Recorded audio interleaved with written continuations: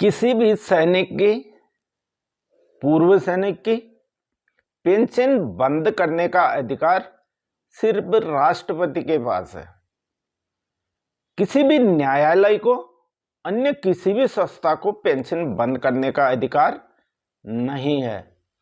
दोस्तों नमस्कार, मैं ये क्यों कह रहा हूं और इस सब्जेक्ट में आज का जो सब्जेक्ट है नैन असम राइफल्स 2008 में 3 एनसीओस थे जिनको सर्विस रिव्यू नहीं होने के कारण घर भेज दिया था। उन्होंने नैनीताल हाईकोर्ट में केस किया, वहां से उनको सफलता नहीं मिली। ये तीनों कौन थे? सबसे पहले थे हौलदार जीडी सोहन सिंह और दूसरे थे हौलदार जीडी जय सिंह और तीसरे थे हौलदार रेबाधर जोशी। ये तीनों एक ही पलटन के थे। सर्विस रिव्यू न होने के कारण इनको पेंशन भेज दिया था और पेंशन आने के बाद इन्होंने, जबकि ये न कैटेगरी थे और न इनका कोई कैरेक्टर खराब था, इनके जो पेंशन डॉक्यूमेंट है, डिस्चार्ज सर्टिफिकेट है, उसमें एग्जाम्पलरी लिखा हुआ है। बहुत अच्छा रिकॉर्ड है इनका, लेकिन इनकी सर्विस रिव्यू क्यों नहीं हुई, ये प्रश्न चिन्ह लगाता है उस पर। जब इनको यहाँ नैनीताल हाईकोर्ट से सफलता नहीं मिली तो उसके बाद इन्होंने 2018 में गुवाहाटी हाईकोर्ट में कोर्ट केस किया और इसका फैसला 2021 में आया। फैसला उनके पक्ष में आया। कोर्ट ने कहा कि इनको सुपरनेशन पेंशन दी जाए, लेकिन कोर्ट का फैसला आने के बाद भी तत्कालीन हमारे जो महानिदेशक कार्यालय या महानिदेशक महोदय थे, उन्होंने इस पर कोई अमल नहीं किया। 2022-23 में जो हमारे महानिदेशक तत्कालीन डीजी पीसी नायर साहब थे, वो 2 बार यहाँ देहरादून आए। एक बार वो आए 15 अप्रैल 2022 को और दूसरी बार वो आए 15 जून 2023 को। इसमें इन्होंने आकर के शिकायत की कि सर हमारा कोर्ट केस का फैसला आ गया है, लेकिन उस पर कोई अमल नहीं किया जा रहा है और इस पर अमल करने से ठीक है। उन्होंने खुद, हम सारे उसमें थे, जो ऑडिटोरियम, रंजीत ऑडिटोरियम किलमेंटाउन में जो ये मीटिंग हुई थी, ये सैनिक सम्मेलन हुआ था, वहां उन्होंने अंदर में भी बोला। इसमें खास करके जो पैंट देने वाले थे वो हौलदार सोहन सिंह थे, इन्होंने पैंट दिया था। और जब डीजी साहब बाहर में खाना खा रहे थे, वहां पर भी इन्होंने बात किया, लेकिन उन्होंने आश्वासन दिया। आश्वासन देने के बाद अगस्त 2023 में इनकी पेंशन बंद कर दी गई। तीनों की पेंशन बंद कर दी गई और उसके उपरांत उनको एक सर्टिफिकेट दिया गया, अंडरटेकिंग सर्टिफिकेट। उसमें कम से कम 30 लाख रुपए का जो है, जो उनको ग्रेजुएटी और अन्य पेंशन आते समय मिला था, उसको जमा करने के बाद तब तुम्हारे को हिसाब दिया जाएगा। लेकिन उन्होंने उसमें साइन नहीं किया और उसको जमा, तो अब उनका कहना है कि हमारे को तो उस टाइम जब 2008 में हम पेंशन आए, हमारे को टोटली 5 लाख 5.5 लाख के लगभग लमसम इतना ही मिला था, तो अब हम 30 लाख रुपया कहां से जमा करें। जब ये उनकी पेंशन बंद होगी, सिर्फ पेंशन ही बंद नहीं हुई, उनका जो घर की आर्थिक हालत थी तहस नहस हो गई।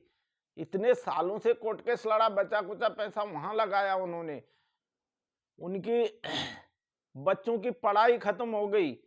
और खास करके ये जो जोशी है, इनकी लड़की की शादी थी 2023 में, डेट फिक्स हो गया था और वो शादी रुक गई।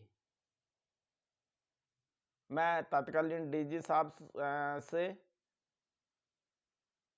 क्या बोलूं मैं उनके बारे में, हमारे इतने उच्च पोस्ट पर, इतने ऊंचे पद पर बैठे हुए आदमी के बारे में, या महामहिम जो चीफ हैं इस आसाम राइफल के, उनके बारे में ऐसे शब्द कैसे बोल सकते हैं।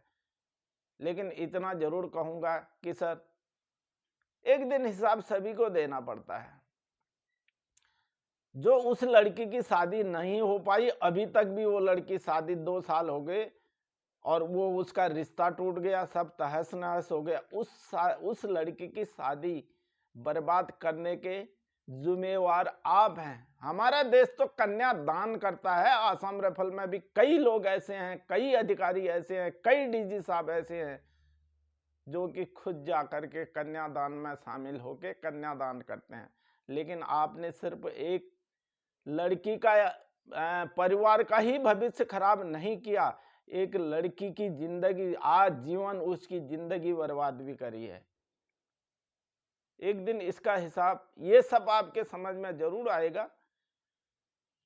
इसके बाद तो मुझे पिछले हफ्ते सोमवार के लगभग में मुझे पता चला था, उन्होंने कहीं से फोन करके मेरे से संपर्क करा और मैंने पिछले हफ्ते बुधवार को एक वीडियो निकाला था इस पर। तो मैं खास करके डीजी साहब को, उनके कार्यकाल जो अभी वर्तमान में चल रहा है, नमन करता हूं, प्रणाम करता हूं सर। आपने जो ऐसा एक फाउंडेशन दिया हमको, एक ऐसा दरवाजा दिया है सॉरी संवाद करने के लिए, मैं आपको दंडवत करता हूं। हम सारे एक्स सर्विसमैन आपको दंडवत करते हैं। मेरे को डीजीआर से SO1 पेंशन सर और SO2 पेंशन दोनों का कॉल आया था और दोनों ने इस संबंध में बात की। बात करने के उपरांत मैंने यहां से लिखित में दिया, ये मैसेज किया, SO1 साहब को मैसेज किया मैंने समस्या के बारे में। उसके बाद उन्होंने नीचे एक मैसेज भेजा कि मेरा हेड कलर का आपसे बात करेगा।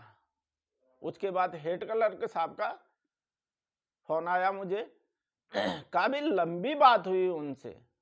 तो मैंने बोला सर ये गलत कर रहे हैं, उनका ऐसा ऐसा हो गया, सारी कहानी मैंने उनको बताई। मैं गाड़ी चला के जा रहा था देहरादून, मैंने गाड़ी साइड में करके रोकनी पड़ी, कम से कम आधा घंटा से ज्यादा मैंने बात किया। तो लास्ट में उन्होंने मुझे कहा कि साहब ऐसे वीडियो अब मन निकालिए आप, SO साहब ने बोला है, जो SO1 है उन्होंने ये बोला है कि आपको नंबर दिया है, जिसकी भी कंप्लेंट है आप इसमें लिखित में कंप्लेंट मैसेज कर सकते हैं। मैंने बोला सर ठीक है, हम वीडियो नहीं निकालेंगे, हमें कोई शौक नहीं है किसी के बारे में वीडियो निकालने का, ना हम इससे कोई कमाई चाहते हैं, ना कमाई कर रहे हैं। हमारा मकसद एक ही है कि इसके माध्यम से, सोशल मीडिया के माध्यम से हम किसी की आवाज हमारे उच्च पदाधिकारियों या उच्च कार्यालयों तक पहुंचा सकें। लेकिन उन्होंने मुझे बोला कि साहब इस महीने की 30 तारीख तक का टाइम दे दो, इसके अंदर में कभी भी हम हिसाब करके उनका जो पैसा है उनके अकाउंट में आ जाएगा। तो मैं इसके लिए खास करके डीजी साहब को धन्यवाद करना चाहूंगा और उसके अलावा SO1 SO2 साहब को, SO1 पेंशन, SO2 पेंशन और उनके ब्रांच ने जिन लोगों ने मेरे से बात करा, 2 दिन शनिचर और इतवार बार का पूरा काफी लंबी बातें हुई है हमारी, पूरा दिन में बात करने में लगे रहे हम। तो इसके लिए सारे स्टाफ को भी मैं धन्यवाद देना चाहता हूं। और उसके अलावा जिसने ये हमें फाउंडेशन दिया है, हम तो एक लावारिस की तरह गली गली में घूमते थे, लोग हमें धक्का मारते रहते थे। कहीं भी जाते थे सोल्जर बोर्ड में कहते थे तुम्हें लागू नहीं है, आज भी कहते हैं लागू नहीं है, लेकिन हमारे को हमारे महामहिम स्वर्गीय सुशील कुमार साहब, उसके बाद वर्तमान हमारे इस फाउंडेशन के आर्यवा संगठन के चीफ कार्निक साहब और सूबेदार तुलसी नायर साहब, जो इसके फाउंडेशन के हमारे आर्यवा के अध्यक्ष हैं, अभी नमन करता हूं मैं उन्हें। उन्होंने हमें एक ऐसा फाउंडेशन दिया, ऐसा ग्राउंड कर दिया, बना के दिया, हम उसमें खड़े होकर के कहीं भी बात करने को तैयार हैं। अगर आप हम सोशल मीडिया में आज अपने पांव में खड़े होकर एक दमदार बातें हम रख रहे हैं, हमारी बातों की सुनवाई हो रही है, ये यहां तक हमें फाउंडेशन देने वाले यही लोग हैं। इसके लिए मैं सभी को, जिन्होंने हमारे पूर्वजों ने ये काम किया है, हमको ये फाउंडेशन दिया है, धन्यवाद। दोस्तों, इसमें एक बात मैं आप लोगों को और कहना चाहूंगा, ये समय है हमारा समय बिताने का नहीं है, हमारा समय काम करने का है। अगर अभी हम अपने बच्चों के लिए पेड़ नहीं लगा पाए तो हर हमेशा हमारे बच्चे बेर फल खाए भूखे मर जाएंगे। अभी हमारे हाथ में जड़ पड़ी है, ज्यादा से ज्यादा वीर नारी, विडो, मातृशक्ति, मेरे बुजुर्ग, मेरे साथी भाई और मेरे बच्चे, जितने भी जिनको भी तकलीफ है, आप आइए देहरादून में।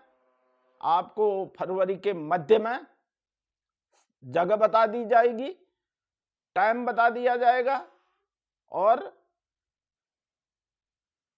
आपको आकर के अपनी बात रखनी है।